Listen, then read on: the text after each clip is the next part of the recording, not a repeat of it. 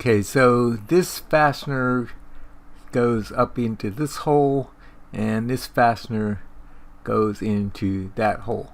So I'll do constraint, and I'm going to do insert. I'll insert this fastener, and the question is how deep to put that in there. I'm going to select from there to here, and I'll apply that, and then I'm going to select this circle to here, and I'll say OK to that. Now I may or may not take time to orient this around so that this stays lined up and doesn't crash the way it is right now, but that's really not critical for what I'm doing right now. Actually, the more I think about it, though, the more I'm tempted to set that up. But if I drag this, I see that does close down the way I would expect it to. I'll go into dynamic simulation and check it there.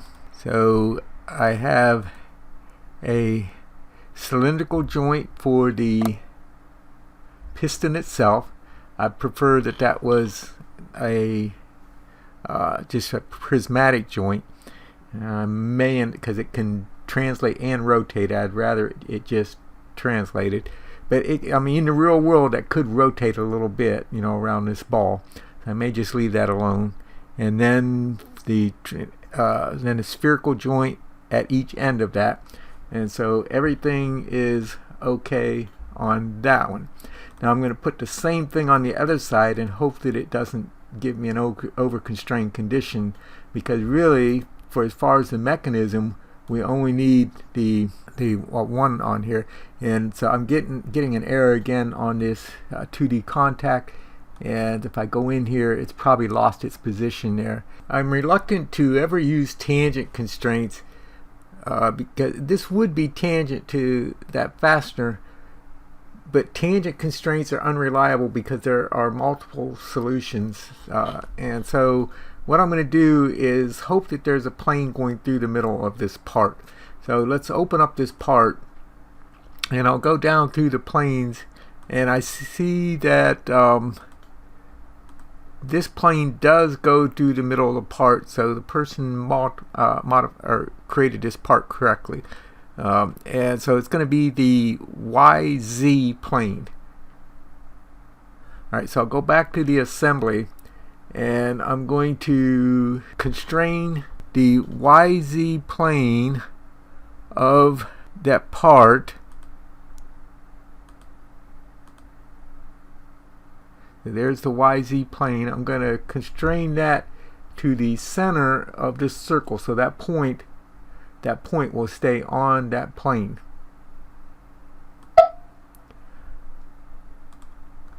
Alright, now I want to make sure that doesn't over constrain my dynamic simulation, so I'll go back to dynamic simulation and hope that it doesn't give me an over constrained error. It didn't give it to me, but it didn't show me the dynamic simulation browser. Let's try that again. So I'll go to environments, dynamic simulation, and so now it's got that point plane constraint. So that simplifies things a bit too, so that it doesn't have to continually calculate that contact between this face or this face. It won't get contact until it gets down to here, and then it will hit that contact. So that works out better in a couple different ways. Alright, now let's see. So we've got that part in. I want to put the other one in and hope that it doesn't cause problems. So I'll go back to the assembly, and I'm going to, and this is where maybe I wish I hadn't exploded that yet, or brought in the second one before I promoted that. Well, I'll bring in the second one and we'll promote it, because it'll have all these constraints. So I'll do place again, and I want to get this subassembly. I'll put it someplace on the screen, and actually we promoted all of the parts out of that subassembly, And so we lost all of our constraints. And that was a mistake. We should have got both of them in here before we did that. So I'll have to do this the hard way. Now, let's get that fastener up first. So the fastener, it's the same thing twice. So I'll just select those, and I'll bring both of those in, and I'll constrain those. So I'll do insert this circle up here, and I also want to get this second one. I want to get it to this circle. Alright, so that puts that into position, and then I will drag a copy of these two. I got one of them. Okay, and then I'll constrain those. So I'm going to hope that there is a point in the center of this that I can make to a point in the center of that. Let's just see. So that's this one. We'll see where the origin is at. Okay, so that one's in the right place. So whoever designed this did do some things right. And we'll go down to the fitting, and need to find the center point of that. Now I'm not sure which one I'm on. Oh, that one's down there. So this one, the center point is not in the right location, but I think we can just select the sphere. So I'll select that sphere. It'll find the center of it. And did I put that backwards? I actually put it backwards, so I'll cancel that out and do it again. Alright, so I need to find this part. So I'll go to the center point of that. I'll constrain to the center point of that sphere. And then I will get the center point of the other end. And so it's not in the best location, but I think we can just select that spherical. It'll find the center of that sphere, and I'll do the sphere here, and it found that okay.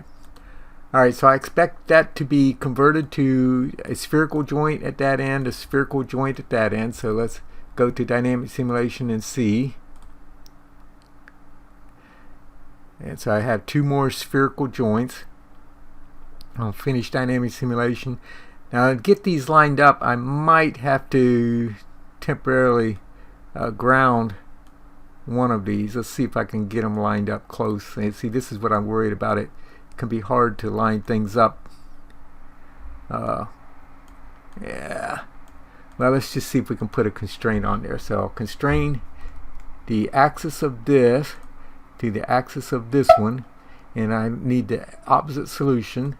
So that puts those together, and I'll try dragging it. Everything moves, but I'm still concerned that this might do an over constrained condition, and so I'll save it, and then I'll go back to dynamic simulation, and great, we didn't get an over constrained condition, so that's wonderful news.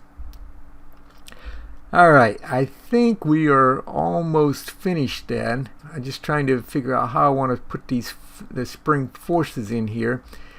And let's go to a wireframe view. So I have this distance from here and up to here, and I want to put this though at its maximum open position. So let's go back to the assembly environment. And so earlier on I created an angle constraint, and let's drag this back for the piano hinge.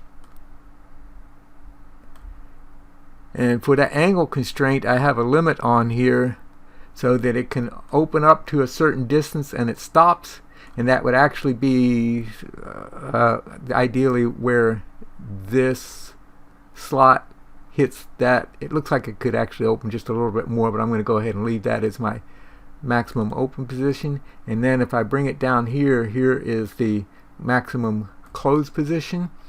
And so let's bring this back all the way up to the top. And then I'll go back to dynamic simulation. And so the reason I did that is I want to know what the maximum distance is between here and here. And so I'm going to insert a spring joint. Now the one that was in there previously was actually a jack. I'm going to select 2 points for a spring joint, and so I think they did that as a jack force. I don't remember what it was, but anyways, I'm going to zoom in here, and I want to get the center of this circle right here. So I'll select other, and I'll get the edge of that circle that finds the center of it. And then I want to get the center of one of these circles up here. I think I'll use this one right here. And I'll say OK to that or apply.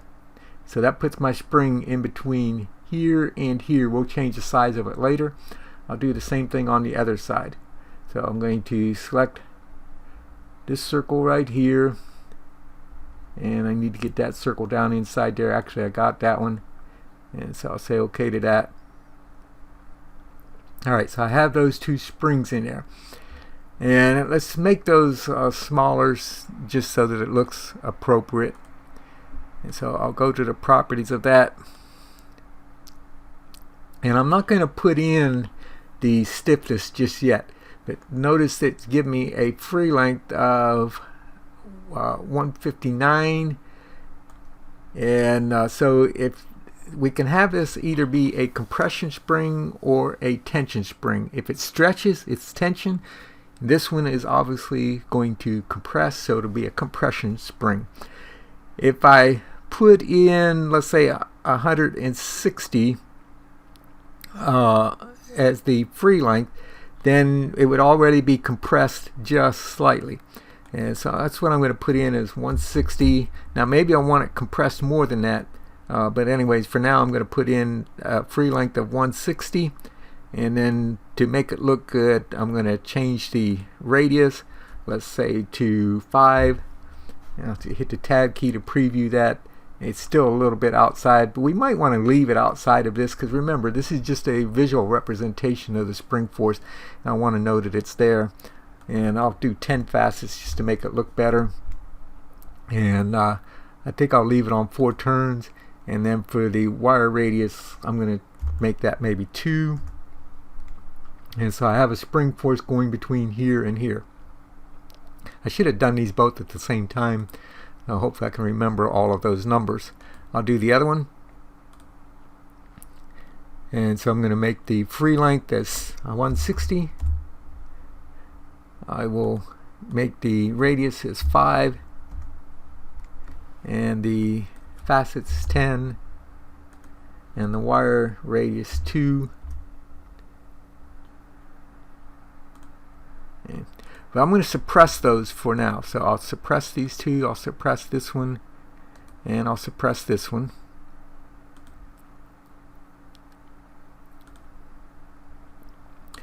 Alright, then I've got a force pushing up on this, and so let's see what that force is. And so right now it's at 50 newtons pushing up, and I might want to only have that force on here for a limited period of time, but for now I'll just go ahead and leave it. And I know that I have associative load direction, although it would be kind of hard to reach around that in depending on how tall this was, and keep that same force pushing up on that. And that might be a good reason to have this, just set it as being vertical as well. You know, I think that's what I'm going to do. So I'm going to do fixed load direction, and I'll set that perpendicular to this face, so that the operator is just pushing that straight up. Alright, now let's finish dynamic simulation for a minute. I'll save it, save often. And I'm going to, let's put this back on the shaded with edges. I'm going to bring this back down to the closed position, and I will go back to dynamic simulation. Alright, right now we have 50 newtons pushing up on that, and then we have gravity pushing down on it. I want to see if 50 newtons is enough to lift this without the gas springs. So the gas springs aren't part of this just yet. And so I'll go ahead and play, and we see that it goes down. So the 50 newtons by itself is not enough to lift this up. So let's put a spring force on here. So I'm going to go to the properties, and actually let's do both of these together. So I'll hold down the shift key, get both of those. I'll go to the properties. Now we could have done an unknown force and try to get a value, but sometimes it may just be faster just to trial and error. So I'm going to, and right now that was 160. This thing has compressed whatever distance it has compressed, and I don't know, I didn't measure that distance, so I'm just going to start out with a value, let's say, of 1 Newton per millimeter of compression, and let's, so that it doesn't bounce around, let's put in a number here as well to dampen the bouncing.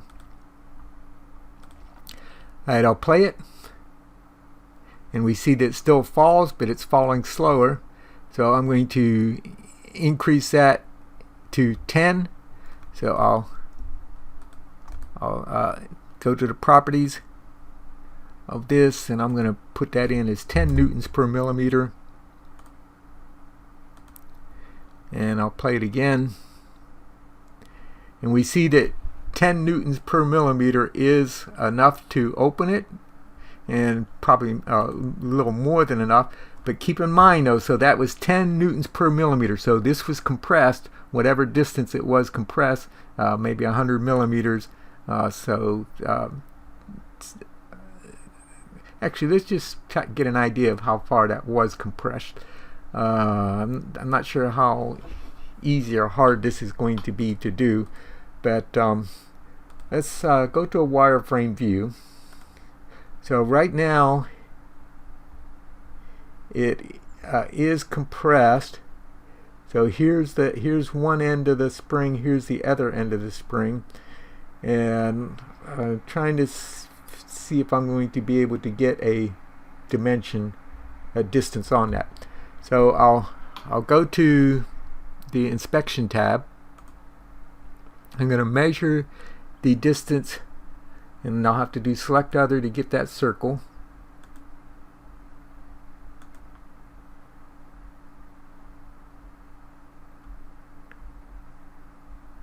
Okay, so I got that edge, and I want to measure to this edge, and again it's inside this box, so I'll have to do a select other on that as well.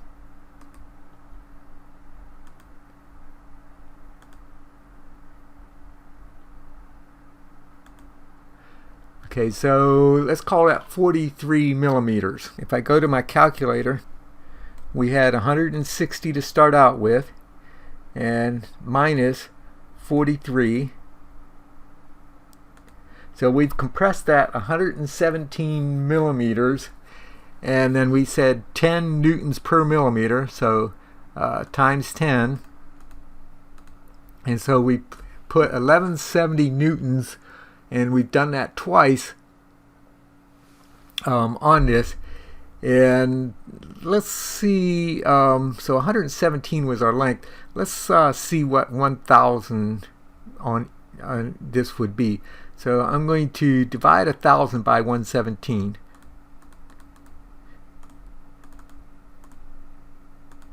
And I get 8.5.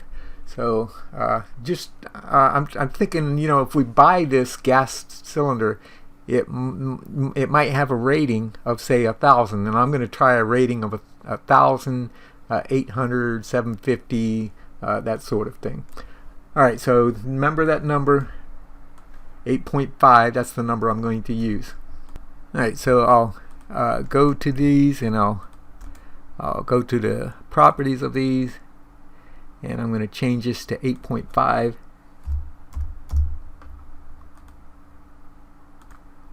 and we can shade this again and see if the operator can lift it. Okay, so the operator can lift it, and that's with the rating of these. The total rating would be 1,000 newtons. Let's try it with 800 newtons. So I'm going to divide 800 divided by 117, and that is 6.8. Let's call it an even 7 newtons per millimeter.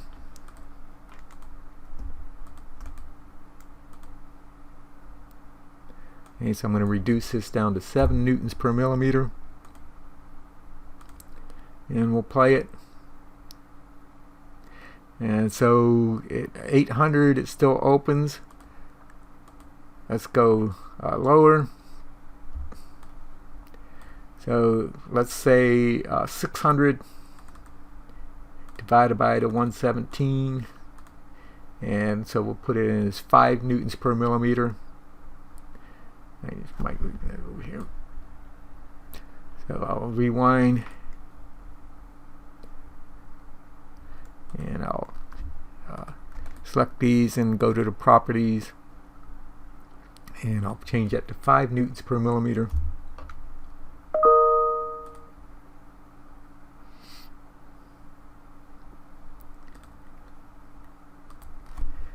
And I'll play it. Okay, so that's still enough at 5 newtons per millimeter. So that was a 600. Let's try 500. So I'll rewind this, go back to the construction, and so let's do the 500 divided by 117. And so I'm going to just take that down to 4.